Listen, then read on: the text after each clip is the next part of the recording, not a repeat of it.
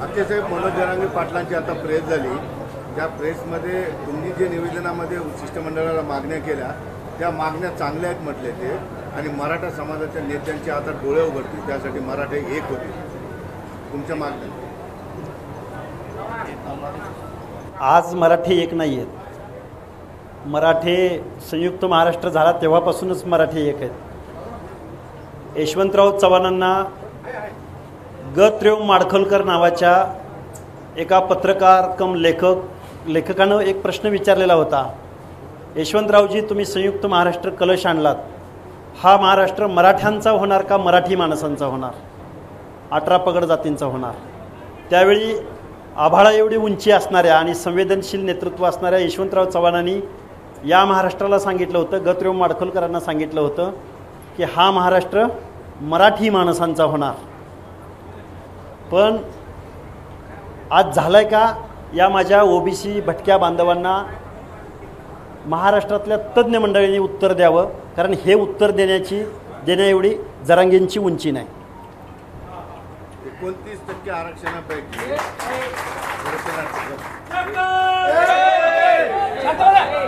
29% आरक्षणापैकी 16% आरक्षण हे कसे दिलं हे तुम्ही सांगा, कारण 14% मंडल आयोगाने ओबीसीला आरक्षण दिलं होतं असं जरांगेंचं म्हणणं। जरांगे आणि मंडल आयोग इम्प्लिमेंट करणारं तत्कालीन धोरण, जरांगे आणि जरांगेचे सल्लागार हे नेहमी शरदचंद्रजी पवारांवर अटॅक करत आलेले आहेत, कायम त्यांना ते दोष देत आलेले आहेत।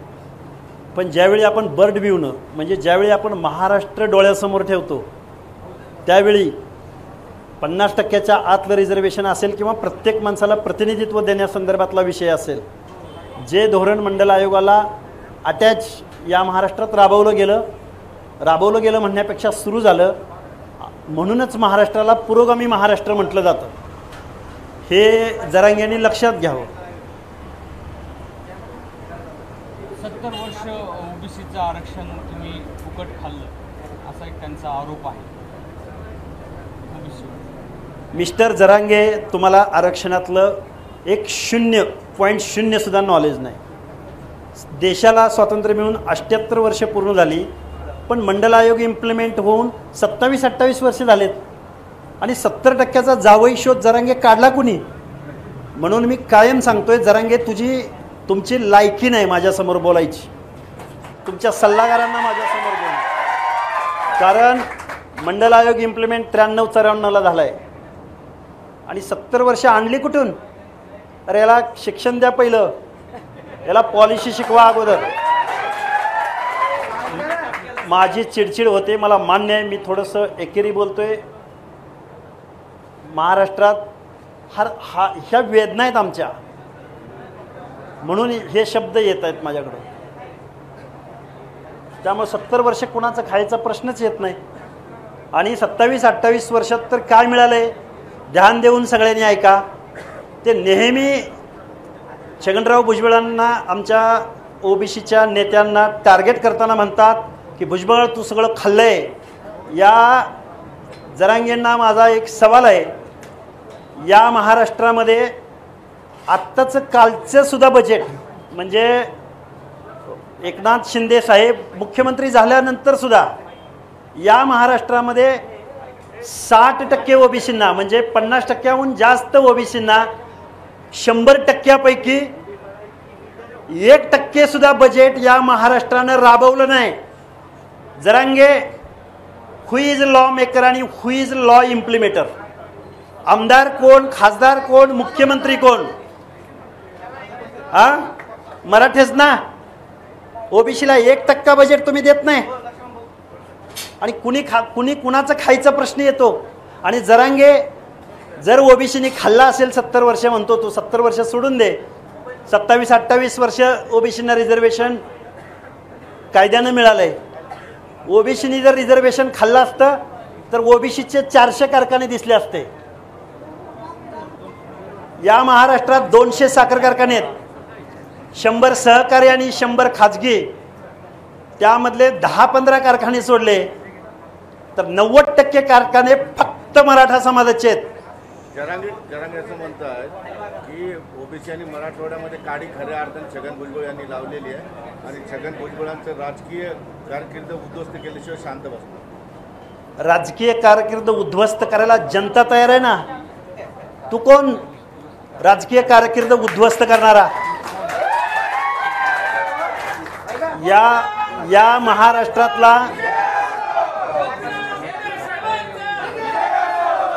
या महाराष्ट्रातला ओबीसी विजयंती एसबीसी हा जर एक झाला आणि त्या लोकांनी जर स्वाभिमानाला मत दिलं, जरांगे येणारा काळ ठरवेल फुले शाहू आंबेडकरांचा पुरोगामी महाराष्ट्र काय आहे ते. ते म्हणतात तुम्ही जातीवाद केलेला माझ्या आंदोलनामध्ये मी जातीवाद केला नाही असं जरांगे साहेब तुम्ही म्हणताय मी जातीयवाद केला नाही. भुजबळ साहेब असेल, लक्ष्मण हाके असेल, प्रकाश शेंडगे असतील, महादेव जानकर असतील, गोपीचंद पडळकर असतील, मुंडे बहीण बंधू असतील, माननीय वडेट्टीवार साहेब असतील, ही माणसं या महाराष्ट्रातल्या जाती उपजातीसह 492 जातीची भाषा बोलतात आणि जरांगे तुम्ही फक्त एका जातीची भाषा बोलताय. मग नक्की जातीयवादी कोण? या प्रश्नाचं उत्तर महाराष्ट्राला हवं आहे. म्हणजे आम्ही गेली 7-8 महिने आम्ही शांत बसलो, आम्ही तुमची प्रत्येक गोष्ट पाहत राहिलो. जरांगे तुम्ही संविधानिक मार्गानं आंदोलनं तुमची चालली होती, आम्ही पाहत होतो. पण जरांगे तुम्ही बीड शहर जाळलं, टार्गेट करून ओबीसी नेत्यांना बदनाम केलं, हॉटेल जाळली, घरं जाळली लोकप्रतिनिधींची. आणि जरांगे जातीयवाद नक्की कोण करतंय?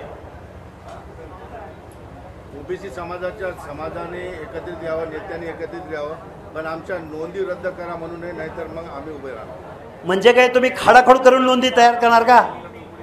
मी माझं उपोषण सुरू झालं त्या दिवसापासून अर्लियर करेक्शन आत्ता माझ्याकडं पुरावे तुम्हाला दाखवायचं म्हणलं तर पेनानं खोडलेले, नावाच्या पुढं कू, नावाच्या मागं कू. इथल्या सगळ्या स्क्रुटिनी करणाऱ्या अधिकाऱ्यांना, म्हणजे जात पडताळणी अधिकाऱ्यांना आणि जात प्रमाणपत्र इश्यू करणाऱ्या सगळ्या अधिकाऱ्यांना माझे हात जोडून कळकळीची विनंती आहे. या बोगस नोंदी आणि या बोगस नोंदी संदर्भात महाराष्ट्राचे मुख्यमंत्री आणि सर्व मंत्रिमंडळाला माझी विनंती आहे, तुम्ही एक जात प्रमाणपत्र जर कॉमन मॅननं जर काढलं तर त्याला 2 वर्षापासून 6 वर्षापर्यंतची त्याला सजा देता. तुम्ही जर लाखो सर्टिफिकेट जर बोगस डॉक्युमेंटच्या द्वारे काढत असाल आणि गव्हर्नमेंटच्या संरक्षणात काढत असाल तर मग या ओबीसीनी आरक्षण संपलं असं समजायचं का? लॉ म्हणजे न्यायव्यवस्थेला सुद्धा ही माझी विचार नाही. आणि जात पडताळणी आणि जात प्रमाणपत्र इश्यू करणाऱ्या या स्वायत्त संस्था आहेत त्यांना सुद्धा माझी कळकळीची विनंती. आम्ही कोर्टात गेलोय, आमच्या 80 लाख हरकती आहेत, त्याच्याबद्दल आम्हाला श्वेतपत्रिका म्हणजे काय म्हणणं आहे शासनाचं याचं आम्हाला उत्तर हवं आहे. ओबीसीचं फक्त 14% आरक्षण आहे, वरचं आरक्षण काढून घ्या ही मागणी सुद्धा त्यांनी केली. 14% आरक्षण कुणी ठरवलं? मंडल कमिशनने. कुणी ठरवलं? मंडल कमिशन असं त्यांचं म्हणणं. मी काय म्हणतोय, जरांगे साहेब तुम्ही थोडंसं आरक्षण पॉलिसीविषयी समजून घ्या. मंडल आयोग सहजासहजी आलेला नाही. मंडल आयोग सहजासहजी आलेला नाही. मंडल आयोग, परत एकदा सांगतोय, जबाबदारीने सांगतोय, या देशामध्ये ओबीसींना आरक्षण, ओबीसी बांधव आहेत सगळे, तुम्ही सुद्धा कान खोलून ऐका. ओबीसींना आरक्षण मिळावं म्हणून 340वा कलम बाबासाहेबांनी लिहिलं, 341, 42 एसटी आणि एससीला लिहिलं. त्या 340 कलमामध्ये डॉक्टर बाबासाहेबांनी ओबीसीच्या आरक्षणाचा आग्रह धरला. पण इथल्या व्यवस्थेनं ओबीसींना आरक्षण देण्यासाठी ज्यावेळी मोरारजी देसाई सरकार आलं 78-79च्या दरम्यान, त्यावेळी मंडल आयोग निर्माण झाला. पण तो मंडल आयोग इम्प्लिमेंट व्हायला व्ही.पी. सिंगांना पंतप्रधान व्हावं लागलं आणि व्ही.पी. सिंग पंतप्रधान झाल्यानंतर 90च्या दरम्यान मंडल आयोग इम्प्लिमेंट केला. परत तो कोर्टात चॅलेंज झाला. कोर्टामध्ये आमच्या ओबीसीच्या सगळ्या नेत्यांनी लढाई लढली. त्यामध्ये लालू प्रसाद यादव असतील, रामविलास पासवान असतील, नॉर्थ मंडळी साऊथमधली मंडळी, माझ्या महाराष्ट्राचा विचार करायचा झाला तर स्वर्गीय प्रतापराव ढाकणे असतील, स्वर्गीय दिबा पाटील असतील, अण्णाडांग, भरपूर अण्णाडांग, शिवाजीराव बापू शेंडगे, या सगळ्या लोकांच्या रेट्यामुळं या महाराष्ट्रामध्ये मंडल आयोग इम्प्लिमेंट झाला आणि सगळ्या लोकांना एक सामाजिक न्यायाचं धोरण राबवण्याच्या दृष्टिकोनातून या महाराष्ट्रामध्ये 29% ओबीसी आणि SBCला आरक्षण दिलं गेलं. त्यामुळं जरांगे बोलताना सावधगिरीनं आणि सल्लागाराकडून योग्य सल्ला घेऊन बोलत जावा. त्यांनी असं म्हटलेलं आहे,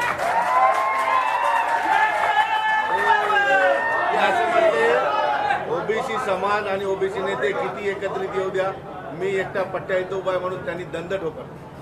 काय ओबीसी समाज किती एक आला, नेते किती एक जरी आले तर मी एकटा मराठ्याचा इथं पठ्या आहे आणि त्यांनी दंड ठोकरलं तुमच्यावर. या देशामध्ये आणि लोकशाहीमध्ये मोठ्या मोठ्या लोकांची इथल्या जनतेने जिरवलेली आहे. त्यामध्ये अटल बिहारी वाजपेयी साहेबांचा स्वर्गीय त्यांचा सुद्धा पराभव झालेला आहे. इंदिरा गांधीजींचा सुद्धा पराभव झालेला आहे. द्विराष्ट्राचा मुख्यमंत्री सका पाटील, अनभिषिक्त राजकारणातला सम्राट, त्याचा सुद्धा इथं पराभव झालेला आहे. ती माणसं सम्राट तर होती राजकारणातली, पण तू कुठलं काय आहेस, तुझा अजून स्वॉट ॲनालिसिस तुम्ही करावं. त्यामुळं तुम्ही असल्या लोकशाहीमध्ये धमक्या देऊ नका. बाबासाहेबांनी सांगितलं होतं, राजा हा मतपेटीद्वारे जन्माला येतो. त्यामुळं असं कुणाला तरी काहीतरी चॅलेंज या लोकशाहीमध्ये करण्याच्या भानगडीत पडू नका. 18 पगड जातीची माणसं आज निश्चित आम्ही एकत्र नाही आहोत, मान्य आहे आम्हाला. निवडणुका जिंकण्याचं स्टॅटिस्टिक्स आमच्याकडं नाही किंवा आमच्याकडं मॅन मनी मसल पॉवर नाही, पण आम्ही भविष्यात आमच्या मताचा, लाख मोलाच्या मताचा वापर करून प्रबोधनाच्या माध्यमातून या महाराष्ट्रातला ओबीसी, विजयंती, SBC आणि आमच्याबरोबर मुस्लिम बांधव आणि आमच्याबरोबर, मी माझं कॉन्सन्ट्रेशन त्यावर आहे. माझ्या बॉडीत लगेच त्रास होईल तुम्हाला म्हणून. तर आम्ही या प्रश्नाचं उत्तर येणारा काळ देईल. लक्ष्मण हाके प्रत्येक प्रश्नाचा प्रतिवाद करायला तयार आहे. आता भुजबळांना टार्गेट करायचा प्रयत्न करू नका. जरांगे साहेब, तुम्ही मुंडे बंधू भगिनींना टार्गेट करायचा प्रयत्न करू नका. महादेव जानकरांना, गोपीचंद पडळकरांना टार्गेट करायचा प्रयत्न करू नका. एकाला टार्गेट करायचं आणि बाकी आमचे भाऊ भाऊ म्हणायचं असलं कूटनीती बंद करा. हा लक्ष्मण हाके जरांगे तुमच्या प्रत्येक प्रश्नाला विथ लॉजिक उत्तर देणार आणि तुमचा प्रत्येक गोष्टीला तयार असेल इथून पुढे. ते म्हटले, मी जर मुख्यमंत्री असेल तर सगळे प्रश्न सोडवले. मग आत्ताचे तुमचेच मुख्यमंत्री आहेत ना, ते स्वतः स्वतः मुख्यमंत्री. जादूची कांडी आहे का तुमच्याकडं? तुम्ही काय घटनेची तत्व, रिझर्वेशन पॉलिसी, लॉ, तुम्ही मुख्यमंत्री झाला म्हणजे या सगळ्या यंत्रणा, स्वायत्त यंत्रणा काय तुम्ही ताब्यात घेणार का? त्यामुळं जरांगे मुख्यमंत्री व्हा, काय व्हा, तुम्हाला शुभेच्छा आहेत. पण कॉन्स्टिट्यूशनला कुठल्याही प्रकारचे थ्रेड्स इथं कुठलाच सम्राट, कुठलाच पंतप्रधान पोचवू शकत नाही. ते म्हटले, आम्ही ओबीसी मध्ये जाणार नाही, तर ओबीसीच आमच्यात आहे. ते त्यांनाच विचारा या प्रश्नाचं उत्तर म्हणजे काय असतं ते. काही बोलायचं, प्रत्येक आंदोलनाला प्रत्येक वेगळी मागणी करायची. आम्ही सहन करतोय. शोषित, वंचित, पीडित बांधव सहनशील आहे. या महाराष्ट्रामधल्या माझ्या मराठा तरुणांना माझी कळकळीची विनंती आहे, या महाराष्ट्रामधली छत्रपती शिवरायांची पॉलिसी तुम्ही अभ्यासा. छत्रपती शिवाजी महाराजांनी 18 पगड जातीला बरोबर घेतलंय म्हणून या महाराष्ट्राची माती, महाराष्ट्राची ओळख देशात वेगळी आहे. तुम्ही या महाराष्ट्रातला सलोखा, भाईचारा बिघडवू नका. ओबीसीनं कधीही कायदा हातात घेतलेला नाही, कधी या गोष्टी झालेल्या नाहीत. तुम्ही जे काय बोलताय, आंदोलन करताय, हे ओबीसी समाजाचं नाही तर तुमच्याकडून कुणीतरी करून घेतंय आणि छगन भुजबळांचं नाव घेतलंय. तुमचं आंदोलन किंवा तुम्ही स्पॉन्सर आहात, त्यांना सांगा. मीडियावरती तुम्ही बातम्या दाखवताय, इथं 18 पगड जातीची माणसं येत आहेत. इथं बंजारा येतोय, इथं वंजारी येतोय, इथं बेरड रामोशी येतोय, इथं नाभिक, सुतार, लोहार, कुंभार येतोय, गुरव, घडशी, परीट येतोय, इथं गोंधळी येतोय. काल गोंधळ्याने इथं येऊन गोंधळ घातलंय. आत्ताही आलेत ते. आणि वाद्यासह आलेत. ही रयत छत्रपती शिवाजी महाराजांची होती आणि छत्रपती शिवाजी महाराजांचं राज्य सस्टेन करण्यासाठी जीवा महाले शिवा काशीत जीवाची कुर्बानी केली. मदारी मेहतर जीवाची कुर्बानी केली. आमचा बहेरजी नाईक हेर खात्याचा प्रमुख आहे. आमचा चित्रकथी समाज जो गोंधळ घातला जातो, जो आपल्या हातवारेद्वारे एका वेगळ्या भाषेमध्ये छत्रपती शिवरायांच्या राज्यातला तो हेर खातं होतं. त्यामुळे जरांगे तुम्ही थोडा अभ्यास करा कुठल्या तरी गोष्टीचा आणि महाराष्ट्राच्या 12 करोड जनतेमध्ये विष पेरण्याचं काम तुम्ही करू नका. म्हणणे आम्हाला जातीय तेढ निर्माण करायची नाही, मराठा ओबीसी मध्ये जातीय तेढ निर्माण करायची नाही, पण ओबीसी आंदोलन आम्हाला मजबूर करते ते करा. ओबीसीचं आंदोलन आत्ता सुरू झालंय, 9 दिवस झालं. आम्ही मोर्चे एल्गार मेळावे घेतले होते, पण आम्ही कुणाची नासधूस केली नाही, आम्ही कुणाला चॅलेंज केलं नाही.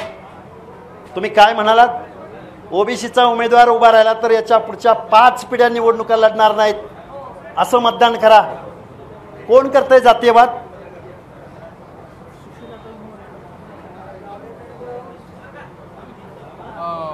मंडल आयोग चॅलेंज होऊ शकतो असा पुनरुच्चार त्यांनी केला. मंडल आयोग चॅलेंज करायला, अरे महाराष्ट्राची बात सोडून दे, तुला नॉर्थ आहे साऊथ आहे.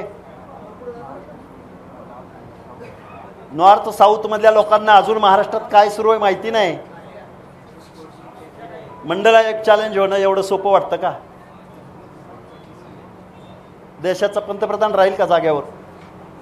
जरांगे दलित आणि मुस्लिम समाजाला एकत्रित घेऊन मोठ बांधण्याची भाषा करत आहेत किंवा दलित आणि मुस्लिमांना बरोबर घेऊन जरांगे साहेब आत्ताच झालेल्या लोकसभेमध्ये तुम्हाला मुसलमानाची मतं चालली, पण तुम्हाला जलील चालले नाहीत. तुम्हाला दलितांची मतं चालली, पण तुम्हाला आनंदराज आंबेडकर, बाळासाहेब आंबेडकर चालले नाहीत. कुठली दलिताची आणि मुसलमानाची भाषा तुम्ही बोलताय? आणि या दोन्ही बांधवांना सुद्धा, या समाज बांधवांना माझी विनंती आहे, आपण दलित, मुस्लिम, SC, ST, OBC, SBC, VJNT आपण सगळेजण एकत्रित येऊया, बसूया. आपला कोण परका कोण या गोष्टींचा आपण निश्चित विचार करूया. ते म्हटले की आता मराठा समाज डबल ताकदीने उभा राहील आणि आमच्या मंचावर सगळ्या मराठा नेत्यांना आम्हाला यावं असं मी आवाहन करतो. मराठी सगळे एकच आहेत. पाहुण्या रावळ्यांनाच तिकीट दिली जातात, पाहुण्या रावळ्यांनाच कारखाने दिले जातात, पाहुण्या रावळ्यांना शिक्षण संस्था दिल्या जातात. कधी नव्हते एक. मराठे कायम एकच आहेत. मराठ्यांनी कुठली चळवळ लढली या महाराष्ट्रामध्ये?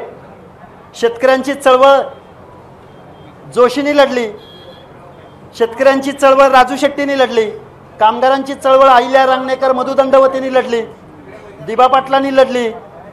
तुम्ही कधी इथल्या कॉमन मॅन, तुम्ही कायम सत्तेत राहिला, सत्तेच्या बाहेर तुम्ही कधीच राहिला नाही. तुम्ही निवडणुका जिंकण्याचं तंत्रज्ञान आत्मसात केलं, पण आमच्या 18 पगड जातीची ओबीसीची भावना, वेदना मात्र इथल्या ह्या सत्ताधाऱ्यांना कधीही समजली नाही. जरा शेवटचं तुम्हाला सांगतो, शेवटचा प्रश्न यासाठी की त्यावर तुम्ही बोलावं. तुम्ही दोघं आरोप प्रत्यारोप करता एकमेकांवर की काळाची गरज आहे किंवा तुम्हाला बोलावं लागेल, पण तुमच्या बोलण्यामुळं दोन्ही समाजामध्ये ग्रामीण भागापर्यंत तेढ निर्माण होणे याचं सुद्धा आवाहन करण्यात. आम्ही आमची भूमिका मांडतोय. आम्ही तेढ निर्माण करत नाही, तर आम्ही ओबीसीच्या मनामध्ये विश्वास निर्माण करतोय.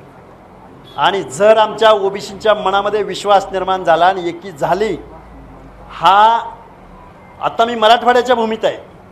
काही लोक म्हणतात की जालना, परभणी, बीडमध्ये ओबीसी जास्त आहे, पण मी जबाबदारीने सांगतो की पश्चिम महाराष्ट्रामध्ये याच्यात बरोबरीनं ओबीसी आहे. पश्चिम महाराष्ट्रातला जर ओबीसी VJNT जर एक झाला आणि जागा झाला तर जरांगे राजकारण नावाची गोष्ट तुम्ही विसरून जा.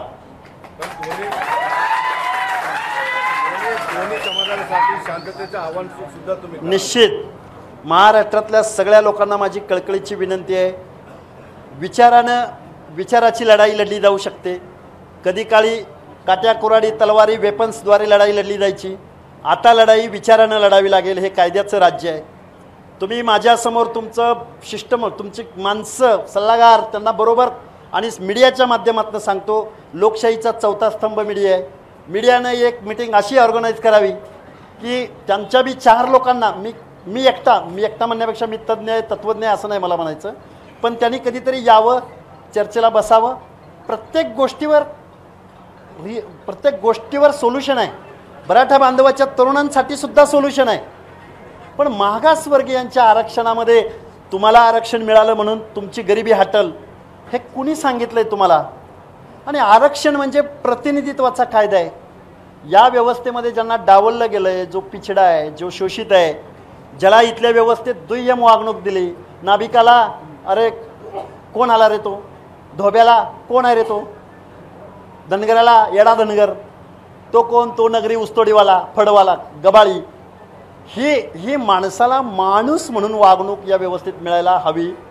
बाबासाहेबांनी त्यावेळी देशाच्या पहिल्या ह्याच्यामध्ये सांगितलेलं होतं मला का ओबीसीना रिझर्वेशन द्यायचं आहे. त्याच्यावरती मी कधीतरी एकदा सविस्तर मीडियासमोर बोलेन. शांततेचं आवाहन करा पण दोघांना म्हणजे आम्ही अगोदर आंदोलन सुरू केलेलं नाही. आम्ही शोषित वंचित आहोत. आमच्याकडे आमदार खासदार नाहीत, आमच्याकडे पैसे नाहीत, पण आमच्याकडे भावना आमच्या लोकांची कुठंतरी त्याचा उद्रेक होत होता. लक्ष्मण हाके कुठलाही मोठा माणूस नाही आहे. लक्ष्मण हाके बोलतोय म्हणून तुम्ही सिरियस होऊ नका, पण मी काय बोलतोय या प्रश्नावरती तुम्ही प्लीज सिरियस व्हावं. महाराष्ट्राचे मुख्यमंत्री, विरोधी पक्षनेते, 4ही 5ही 6ही पक्षाचे प्रमुख, तुम्ही निवडणुका जिंकण्यासाठी महाराष्ट्राचं राजकारण बट्ट्याबोळ करू नका. निवडणुका झाल्यानंतर सामाजिक न्यायाचं धोरण राबवा. तुम्ही बजेटचं समतोल वितरण करा. तुम्ही इम्पेरिकल डाटा गोळा करा. महाराष्ट्राची सामाजिक स्थितीगतीचा आढावा घ्या. हे कॉन्स्टिट्यूशनमध्ये पण सांगितलं आहे, घटनेमध्ये सांगितलं आहे, आढावा घ्या. दर 10 वर्षाला कोण पुढं आला आहे, कोण प्रगत आहे. आणि मराठा समाज मागासला असेल तर मग पुढारलेला कुठला समाज आहे, ओबीसी पुढारला आहे का, या प्रश्नाचं उत्तर इथल्या जबाबदार शासनकर्त्यांनी द्यावं. सर एकच शेवटचा प्रश्न की मनोज जरांगेंच्या विचाराशी 100% सहमत असलेला संपूर्ण मराठा समाज नाही, अनेकांचा विरोध आहे, हे तुम्ही विसरता. मला त्या गोष्टीची पूर्णपणे जाणीव आहे. मी एक उदाहरण तुमच्यासमोर घेईन. प्रवीण गायकवाडांशी माझी तास चर्चा होते, आमची बोलणं चालणं होतं. प्रवीण गायकवाडांचं आमचं बऱ्यापैकी ह्या सगळ्या गोष्टीवर खूप चांगलं आमच्या दोघांचं, म्हणजे मी त्यांचा समर्थक आहे किंवा ते माझे समर्थक आहेत असा कुणीही अर्थ घेऊ नये, पण आपल्याला ते कारण आमचा संवाद बऱ्याच वेळा झाला आहे. या संवादामधून खूप चांगला पुढं निष्कर्ष निघू शकतो. परंतु संवाद साधायचा नसेल आणि आक्रस्ताळ्या भाषेत नेत्यांना टार्गेट करायचं असेल, नेत्यांना हे करायचं असेल तर मला वाटतं हे लोकशाहीला धरून नाही. ते गरजवंतांची लढाई लढत आहेत असं ते म्हणत असतात. गरजवंतांची लढाई जर म्हणत असते तर सरसकट कशाला बोलले असते. गरजवंतांच्या मागण्या केल्याच पाहिजेत. आम्ही संवेदनशील आहोत. मी एवढी 18 पगड जातीच्या धोरणाविषयी मी एवढी संवेदनशील बाजू मांडत असेल तर माझा काकासाहेब शिंदे नावाच्या कार्यकर्त्यानं आत्महत्या केली. मला वाटतं अनेक आत्महत्या मराठा समाजाच्या तरुणांनी केलेत, पण त्यांना कुणीतरी सांगितलं की आरक्षणमुळं आम्ही असं झालो आहे. असं नाही आहे. आरक्षणामुळं ओबीसी खूप पुढे गेला आहे असं नाही आहे. आरक्षणामुळं ओबीसीनी 100-200 कारखाने काढलेत असं नाही आहे. ओबीसी आरक्षण मिळालं म्हणून ओबीसीचे 5-50 जज झालेत असं नाही आहे. ओबीसीला रिझर्वेशन दिलं म्हणून ओबीसीचे 5-10 खासदार झालेत असं नाही आहे. त्यामुळं मराठा समाजाच्या तरुणांना माझी विनंती आहे, आमच्या भटक्या विमुक्त जाती जमातींच्या, ओबीसीच्या, आमच्या ह्या लोकांच्या पंक्तीत का म्हणून यायचं आहे राजे हो तुम्हाला. एबीपी माझा, उघडा डोळे बघा नीट.